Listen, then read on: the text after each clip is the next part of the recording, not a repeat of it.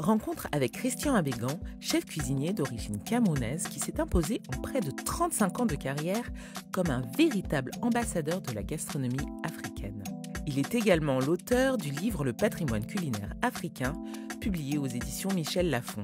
En juillet dernier, il a initié le projet de l'Arche culinaire africaine, un mouvement visant à promouvoir la haute cuisine du continent et à la repositionner sur la scène mondiale. Pourquoi ce besoin de créer cette arche culinaire? Qu'est-ce que c'est et quelle est l'ambition de ce projet? Alors, juste avant la période des Jeux Olympiques, je pense que déjà en regardant un peu le symbole que c'était sur les Jeux Olympiques, cette rencontre, cette excellence et tout, etc., moi je me suis dit, il faudrait qu'on ait quand même une reconnaissance et puis une visibilité beaucoup plus pratique sur les techniciens, les professionnels qui sont ensablés dans la plupart des établissements et qu'on ne connaît donc pas, donc des niches de trésors de recherche de jeunes chefs, un peu moins jeunes aussi, que le monde doit découvrir. Donc c'est ce cadre-là que j'ai créé ce manifeste, l'Arche culinaire, avec la symbolique de l'arche, de ramener quand même ce qu'il y a d'excellent pour la postérité au niveau des recettes. Et c'était surtout du désir de fédérer et qu'on puisse aller vers le siècle prochain avec une orchestration culinaire africaine beaucoup plus déterminée, surtout que le continent africain est ramassé de beaucoup de produits transformés, très nocifs pour la santé des populations. Et nous avons un vivier quand même de richesses ancestrales. On va y revenir. Dont il faut tenir compte. C'est qui l'Arche culinaire? Ce sont les passionnés de gastronomie africaine et caribéenne. Ce sont les chercheurs, ce sont les scientifiques aussi qui accompagnent. Ce sont toutes les personnes qui ont une conscience quand même sur la valeur de l'équité de la gastronomie donc africaine, et d'abord pour en faire un soft power, et sans oublier aussi tout l'agro-business. Donc c'est tout cet écosystème qui a besoin d'avoir pas les principaux, mais les acteurs quand même qui sont de la terre à l'assiette. Je l'ai lancé en France parce que j'y vis et on a beaucoup de professionnels, de chefs talentueux français et non français, originaires d'Afrique et des Caraïbes, qui n'ont pas de visibilité optimale et qui vont terminer leur carrière en étant des éternels seconds, alors qu'ils peuvent venir montrer leur travail sur l'Arche au niveau des rencontres, des dîners, des débats, des dîners thématiques. Et aussi, l'Arche va se déplacer parce que le but d'une arche, c'est pouvoir voguer. Donc, on a donc une programmation sur des destinations sur le continent et ailleurs, parce que l'Afrique reste quand même une map monde culinaire. C'est la plus grande au monde, parce que quand même, elle regorge de 54 pays au niveau de la recherche, au niveau des saveurs, au niveau de tout l'écosystème alimentaire. Et on va aller quand même faire découvrir cette Afrique culinaire par des professionnels aussi. Et la faire découvrir à qui? Au monde entier, en fait, aux professionnels, aux aficionados de la table, parce que l'acte de manger est civilisationnel. Donc, tout ce qui concourt à pouvoir présenter un plat culinaire gustatif et surtout ces cuisines qui sont des cuisines aussi de terroir, qui sont aussi réaménagées, et cette propension à pérenniser l'ADN culinaire de l'Afrique. Est-ce que c'est pas un peu réducteur de parler de cuisine africaine quand on sait qu'il y a autant de pays, alors qu'on ne parle pas de cuisine européenne, on ne parle pas de cuisine asiatique? Enfin, si on en parle, on connaît aussi l'existence de chacune des cuisines. Donc, pourquoi on parle de cuisine africaine? Moi, j'aime utiliser le terme de la cuisine afro-continentale. Je pense que ça sied quand même à tout cet univers qui est immense. Mais vous voyez, par exemple, les cuisines d'Afrique, il y a beaucoup de mouvements, beaucoup de livres, beaucoup d'événements autour des cuisines d'Afrique. Donc, je pense que l'imaginaire collectif comprend qu'effectivement, il y a une si grande diversité culinaire. Donc, il ne faut pas oublier que nous avons l'Afrique sur plusieurs aires géographiques. On a du nord, le sud, on a l'est, l'ouest, on a aussi les insulaires, parce que les gens n'imaginent pas que Madagascar fait partie de l'Afrique, alors que c'est une île. Donc on a tout cet écosystème qui est à pouvoir mettre ensemble. Et nous avons un mouvement gustatif, en fait, et ces échanges vis-à-vis de tous ces chefs aussi, parce que le travail des chefs, parce que c'est une génération Des chefs en France, vous dites? Dans le monde, des chefs africains. D'accord, des chefs africains à travers le monde. À travers le monde. Ils apportent une correction parce qu'il faut penser le côté académique de la profession, il faut penser le côté santé, il faut penser le côté scientifique autour donc d'une recette pour la pérenniser et pour la faire découvrir au palais du monde entier. On a vu là récemment, il y a tout juste quelques jours, hein, ce 4 décembre dernier, l'attiéké ivoirien a été inscrit dans le patrimoine immatériel de l'UNESCO, après le tieb sénégalais, la harissa tunisienne. Donc c'est bon signe, c'est un signe d'une meilleure considération des terroirs africains. Moi je pense que ce n'est pas assez, parce que pour la simple raison, nous avons des produits comme le teff en Éthiopie qui ont 5000 ans d'histoire. Donc nous avons des produits qu'on avait donc en Égypte qui ont aussi 5000 ans d'histoire. On a des céréales sans gluten nécessaires pour la santé qui n'abîment pas les sols. Donc on est vraiment en deçà de ce qui doit être fait au niveau de la culture d'un pays. On parlait de l'attiéké ivoirien, du tieb sénégalais. Quels sont, selon vous, les pays qui ont le mieux réussi à valoriser leur patrimoine culinaire? Le pays qui a maximisé et développé sa cuisine d'une manière exceptionnelle, c'est le Maroc, hein, parce que c'est pas pour être la deuxième cuisine, parce qu'au niveau de l'élaboration, le positionnement et comment tout le travail. Le Maroc s'y est pris pour je pense que c'est une volonté politique déjà, parce que quand vous arrivez au Maroc, vous mangez marocain, ça c'est presque tout le temps, hein, c'est ce que vous avez partout, vous mangez marocain, et puis c'est excellent, hein, c'est excellent, il y a et leur culture, et leur diversité, et le travail, parce que les recettes qu'ils font sont des recettes établies, et ils ont une très grande culture sur la gastronomie française et internationale. Ils ont bien adapté les choses, ils ont corrigé certaines choses en gardant une forme, un ADN, une histoire, une épaisseur culturelle culinaire. Donc je pense que il y a tant à découvrir sur l'Afrique culinaire, mais chaque pays a quand même un plat ou une essence, quelque chose qu'il défend et qui est quand même une reconnexion avec les racines dans le pays. Le Cameroun a le ndolé et d'autres plats. Mais il y a toujours plein d'autres plats. Le ndolé, voilà, le celebrity ndolé. Au Congo, on a le sakasaka, le fameux sakasaka, le pundu. Mais il n'y a pas que le pundu, parce qu'il y a toute cette culture sur la consommation des insectes, parce que ce sont des protéines et qu'on retourne vers cela. On mange beaucoup de larves, de chenilles, là-bas c'est très important. Ça permet de ne pas être sur le produit de chasse tout le temps. Et d'autres types de produits sont aussi... Et quand je reviens même sur la feuille de manioc, à Madagascar, leur plat traditionnel, c'est à base de la ravitoto, c'est un sakasaka fait avec la crème de coco. Donc vous voyez qu'on a un tout en un, mais il faudrait bien qu'il y ait des déclinaisons, des explications par rapport à cela. Vous parlez de déclinaison. Vous êtes connu pour moderniser les recettes africaines. Justement, comment allier tradition et innovation? Mais c'est très simple. C'est pour ça que là revient le travail des professionnels et des chefs qui sont comme dans l'art et d'autres chefs africains, parce que selon leur formation, vous savez, quand on apprend la cuisine, on doit savoir qu'une épice, elle ne doit pas être trop prépondérante par rapport à un produit. Sur une assiette, on doit avoir le goût de chaque produit et il ne faut pas qu'il y ait quelque chose qui dépasse donc cela. Donc c'est pour ça que c'est une alchimie.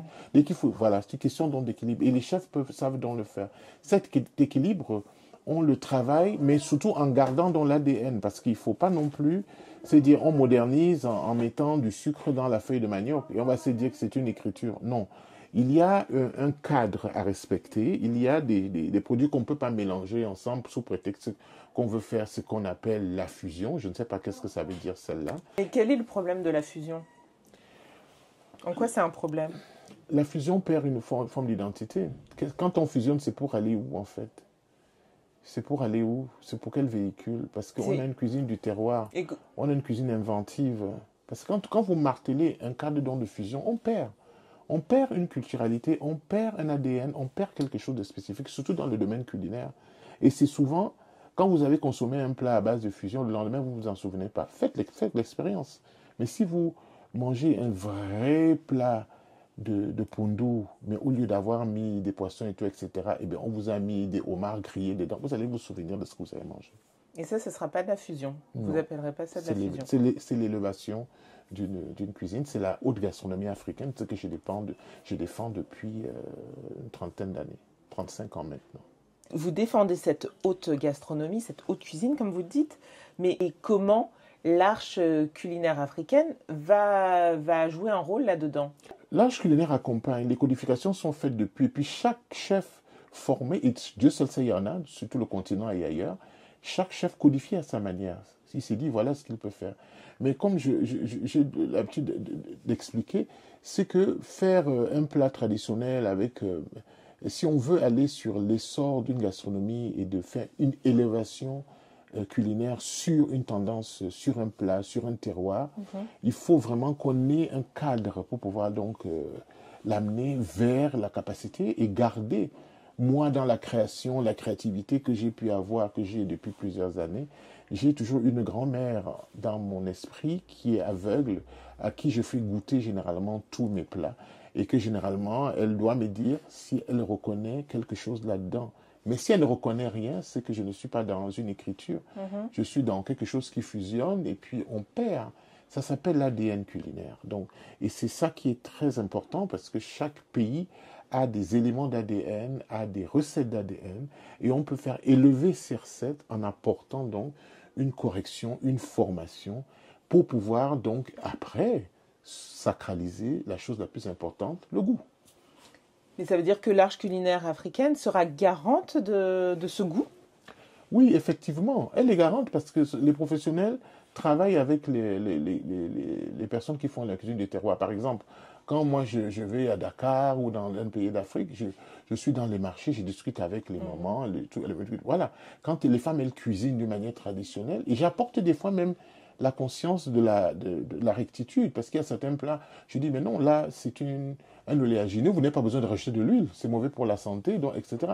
On accompagne juste la préservation de la qualité, le goût doit être préservé, et surtout parce que nous n'avions pas de produits transformés en Afrique dans les années 20, donc forcément, il faut qu'on revienne à cet équilibre gustatif par rapport à la qualité, puisque nous avons des produits, on a des terres arables, donc on a encore des produits qui ont une biodynamie énorme. Donc on ne va pas donc prendre nos feuilles de manioc qui sont cultivées sur un terroir où on n'a pas d'engrais, et pour les servir, on va leur ajouter donc un produit transformé dedans.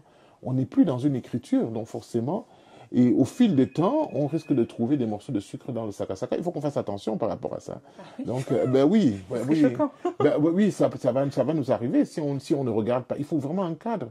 C'est ça la richesse d'un pays comme la France qui a fait de la gastronomie le soft power et qui a tout un cadre. Et c'est ce cadre-là en France qui m'a inspiré de pouvoir lancer un mouvement comme celui-là qui doit inspirer les jeunes. Quels ont été les premiers retours? Vous allez voir des jeunes au Congo, que moi je connais, quand je suis allé leur donner un cours de gastronomie. Dans une école là-bas, c'est ça? Là-bas, oui. Quand je vais leur donner un cours de gastronomie, ils s'attendaient à ce qu'on aille au supermarché, acheter la crème fraîche, acheter du beurre, acheter tous ces types de produits. Mais nous sommes allés au marché traditionnel.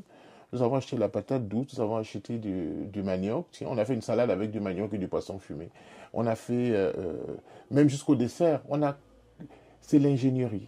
Moi, j'ai été formé en France, j'ai une expertise sur l'ingénierie et mon travail est d'appliquer l'ingénierie sur les produits, les recettes typiques du terroir africain afin d'élever la gastronomie africaine. Mon propos est en dehors de toute question de fusion parce que c'est encore tout un autre débat, mais moi, je voudrais préserver la qualité de l'identité donc des recettes, parce que si je respecte les produits et leur histoire, je ne peux pas les faire adapter avec d'autres types de produits qui vont dénaturer leur identité. En Afrique, un peu, ça commence, il y a des mouvements et beaucoup de chefs qui travaillent beaucoup les produits locaux. Il y a aussi des institutions, il y a des programmes aussi, il y a des événements comme Diaspora Kitchen, ils ont un événement au Cameroun avec un très beau programme sur l'ouverture d'une école basée sur la gastronomie africaine. Et sur le continent, il y a beaucoup d'initiatives qui se mettent en place pour pouvoir apprendre à nos jeunes d'abord aussi à cuisiner. Parce que si ces jeunes qui sont dans les écoles hôtelières de cuisine n'apprennent pas, on va perdre une partie du patrimoine parce que c'est eux qui portent la génération. Un de mes fils adoptifs culinaires, je ne sais pas comment je vais l'appeler, il est au Gabon, le chef au miel. Il fait une glace à base de manioc. Voilà, et c'est très très bon ce qu'il fait. Voilà, il a compris très bien, on a travaillé déjà sur plusieurs modules, et dans la recherche, il comprend jusqu'où on peut emmener l'immensité de la créativité, et nous avons la capacité de pouvoir travailler. Et puis l'autre chef aussi, Lalaina, qui est à Madagascar, qui a un restaurant, qui est un très grand chef malgache, qui a aussi ce talent de recherche. Et lui, il travaille en plus. Et en plus, Madagascar produit le caviar. Hein. On a le jeune chef qui est il est au Rwanda, le Dieuve Malonga, Malonga, qui lui a toute cette identité donc de recherche. De A à Z, c'est les produits, mais si vous regardez le travail, c'est de la véritable haute couture. Il y a la chef Lorna qui a vraiment un très grand parcours en France, qui est en Côte d'Ivoire maintenant, et qui, dans la recherche aussi, arrive à mettre la chef... Donc là, on est vraiment sur de la créativité, sur de la haute cuisine, et pas forcément sur quelque chose de populaire pour la préservation des recettes traditionnelles. Là, j'ai l'impression qu'on est sur deux aspects. Non, nous allons toujours vers les cuisines populaires. N'oubliez pas que les cuisines maintenant, dans le monde, nous avons les cuisines de rue, les cuisines urbaines.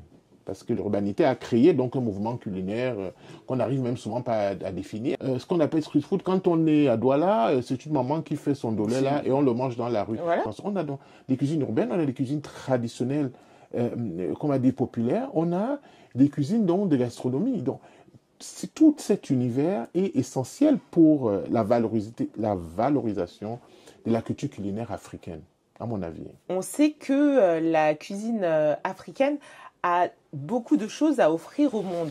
Mais est-ce que vous pouvez nous en dire un peu plus sur les bienfaits nutritionnels de la cuisine africaine ? C'est une cuisine qui n'était pas déjà grasse au départ. Hein, et surtout la qualité des produits. Vous savez qu'il y a certains produits qui ont un soin pour l'organisme, pour le microbiote. C'est-à-dire les fibres. Les fibres. Il faut consommer du moringa. Il faut consommer du baobab, il faut consommer du fonio. Voilà, le fonio qui est un scandale qualitatif, gustatif. Est-ce que vous pouvez nous expliquer ce qu'est le fonio, qui n'est pas forcément connu du grand public ? Oui, le fonio, c'est vraiment la céréale d'avenir. Vous croyez beaucoup au fonio ? Absolument. Ça vient d'où ? C'était l'Afrique de l'Ouest déjà, on en a en Afrique centrale aussi. C'est disséminé dans certains autres pays, c'est des céréales.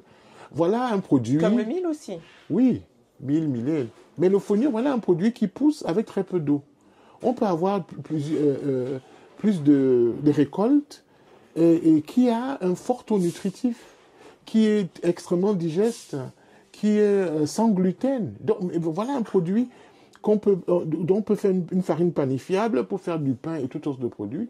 Et les mécanismes de l'avantage, ceux-là, on les rencontre avec le monde du Japon occidental est intéressant parce qu'il y a maintenant des machines qui ont été créées, je ne crois pas des Américains, où on peut décortiquer le fonio et le servir précuit. Parce qu'avant, quand on devait faire un plat à base de fonio, c'était ardu, c'était très difficile. Il fallait une semaine, le temps de décortiquer, écraser, etc. Mais l'avantage quand même d'une céréale comme celle-là, c'est qu'elle va révolutionner la santé. Ça dit même pour maigrir. C'est un super aliment. Mais super aliment. Au même titre que les autres, le niébé, etc. Le moringa, le bois. Justement, ces super aliments gagnent en popularité à l'international. Mais comment on peut veiller à ce que cette demande profite vraiment aux acteurs locaux ? Mais les acteurs locaux, quand on élitise un produit sur une scène internationale, les producteurs locaux vont voir comment, et même dans l'agrobusiness, que le produit est élitisé, on va modifier et développer la chaîne de production. Et si on développe la chaîne de production, les jeunes vont trouver donc du travail dans des campagnes à cultiver donc ces produits. Donc là, mais sans que ça devienne à rendement intensif, puisqu'il faut. Est-ce qu'on nous, parce que là, on est quand même dans une. l'Afrique a le nombre de plus de terres arables. On ne peut pas se dire qu'on a un rendement intensif par rapport à quoi. L'Afrique, c'est immense. Donc, on aura toujours de la place pour cultiver ce qu'on veut. On n'a pas. L'Afrique n'est pas un mouchoir de poche comme certains pays où il n'y a pas assez de place pour faire l'agriculture. Non. Là, je rentre d'un voyage où j'avais des dîners à Lausanne, où j'ai fait découvrir Lausanne en Suisse. en Suisse, la graine de courge et le moringa et des types de produits à des populations qui ne connaissaient pas donc l'Afrique et qui est venue en curiosité découvrir le travail et puis les saveurs. Et j'étais très ému face à leur étonnement et leur capacité de compréhension parce qu'ils prenaient toutes les recettes, les adresses pour aller acheter donc les produits. C'est la cuisine d'avenir, l'Afrique. C'est la cuisine, la gastronomie d'avenir. Est-ce que ça veut dire qu'il y aura une déclinaison de l'art culinaire dans chaque pays et pousser chaque pays à développer ses terroirs? Est-ce que c'est comme ça que vous voyez Mais le futur? C'est évident parce que nous collaborons avec une diversité de chefs dans plusieurs pays. Combien de pays? Oh là là, on en a peut-être déjà à 18 pays. Hein, des chefs qui connaissent l'arche, qui sont sensibles à ces questions d'utiliser les produits du terroir, d'utiliser l'équilibre, de ne pas utiliser trop les produits ou pas les produits transformés. Donc vous parlez de 18 pays. Et l'ambition, c'est mais d'aller sur tout le continent. Tous les pays. Tout le continent. C'est pour ça que nous, quand on se déplace, au niveau des événements qu'on fait, des dîners étatiques ou bien des dîners de découverte ou bien des dîners de rencontres avec aussi des masterclass et puis des conférences, c'est essentiellement pour interpeller les chefs, hein, parce que c'est eux qui sont en bout de chaîne. C'est eux qui doivent dire, voilà où est-ce qu'on peut aller, voici tel type de produit, voici les tendances. C'est eux qui sont là parce qu'ils sont le reflet et l'image de ce que les investisseurs sur l'agro-business ont. Donc, et il faut qu'on tienne compte de ce que les chefs ont à dire, parce que souvent, sur certains types de projets, le projet est fait sans les appeler, on les appelle au dernier moment, alors que normalement, c'est eux qui sont à la manette pour développer le tourisme culinaire. Parce qu'on a une panoplie de chefs talentueux sur le continent qui pensent comme moi, je vais dire, et qui sont adeptes de cette philosophie et qui déjà même adaptent cette philosophie vraiment au quotidien avec des très très grandes surprises. Et donc ça sera tout le travail de l'arche culinaire africaine. C'est vraiment indépendant de pouvoir, et puis inspirer les jeunes. Et des chefs comme Georgina Viu, Maurice Ako, Dieuveuille Malonga, tous ces chefs-là, toute cette génération inspirent les jeunes. Oui, ils inspirent. Et normalement, hein, ma petite Georgina, elle a un pied ancré dans le terroir béninois. Donc, elle connaît la mesure. Elle sait qu'il y a un cadre. Eux tous, ils sont cette inspiration-là. Et eux tous travaillent dans cette idée d'apporter une écriture contemporaine et différente, mais ne pas dénaturer. Donc, mais il faut comprendre que... Est-ce qu'ils seront vos alliés dans l'arche culinaire? Mais forcément, ce sont des éléments qui leur parlent, forcément, parce que même si eux, ils valorisent beaucoup les produits français, la gastronomie française, avec une impression africaine, etc., ça fait partie de toutes les déclinaisons, sauf que ils apportent une certaine écriture. Par exemple, le pâtissier du désert qui est dans l'Arche, il fait des recherches sur... et que j'ai assez depuis quelques années, mais là, il est arrivé à trouver la vraie recette. Il fait de la confiture avec de la cola. De la cola? Voilà, la cola très amère et tout. Et il sucre ça pas avec du sucre. Je ne sais pas comment il le fait, hein. Mamoud Barkaï, que je salue, Wagena Senda, qui est un chef d'origine du Togo. Oui. Et eux, avec Mamoud, ils sont dans ce beau restaurant Racine. Et pour moi, c'est la plus belle expérience de cette qualité. Et puis, ils ont été primés par l'Arche et l'Institut de la gastronomie française dernièrement. Pour la qualité de ce qu'ils font. Parce que de l'entrée au dessert, nous avons donc une panoplie de travail, de recherche, d'orchestration donc de saveurs, de matières et de goût et de diversité. Donc ils ont un travail qui est très très très abouti. Le restaurant des Racines, il faut aller découvrir cela. En tout cas, merci pour... C'est moi qui vous remercie, merci. Et vous nous avez aussi ramené des plats, enfin un plat, notamment le fameux fonio dont on a parlé. Est-ce que vous pouvez nous présenter ce que vous nous avez ramené? Alors, comme c'est la période des fêtes, là, c'est vraiment pour l'apéritif avec la petite tartelette au fonio et aux crevettes, tout simplement. Et il faudrait goûter le fonio pour vous dire, hein, voilà comment on peut le transformer, voilà comment on peut faire goûter le fonio au reste du monde et puis découvrir que on a juste fait une tartelette dans le principe d'avoir une pâte à tarte et faire des petites... Et la pâte de la tartelette est à base de quoi? C'est à base donc de farine, de mil et de blé. Parfait. Donc on reste vraiment avec des produits du terroir africain. Absolument, absolument. L'Afrique, c'est l'avenir. C'est l'avenir. Ce sera les mots de conclusion de cette rencontre. Merci beaucoup pour l'invitation. Merci.